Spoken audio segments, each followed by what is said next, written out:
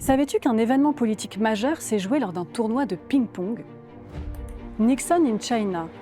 Le sport est-il politique? Dans Nixon in China, le compositeur John Adams et sa librettiste Alice Goodman racontent la première visite officielle du président américain Richard Nixon en République populaire de Chine.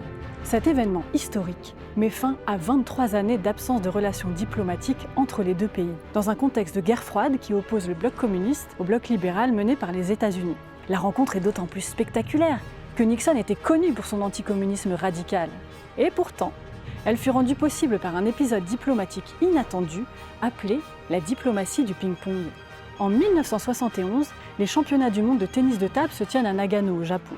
Les joueurs chinois ont reçu une consigne stricte, ne pas adresser la parole aux joueurs américains. Mais lors d'un événement informel, un joueur chinois salue un membre de l'équipe américaine qui lui répond alors « Vous êtes de Chine ? Votre ping-pong est formidable ». Quelques jours plus tard, le hasard provoque une scène décisive. En sortant d'un entraînement, Glenn Cowan, un joueur américain, monte par erreur dans le bus de l'équipe chinoise. À l'issue d'un trajet au cours duquel les joueurs ont brièvement discuté, la star chinoise Zhuang Zedong offre à Glenn Cowan une étole de soie ornée d'un paysage du mont Huangshan. En retour, Cowan lui offre un t-shirt aux couleurs des États-Unis. Les images de cet échange font le tour du monde. Pour la première fois depuis des décennies, un rapprochement entre les deux pays devient imaginable.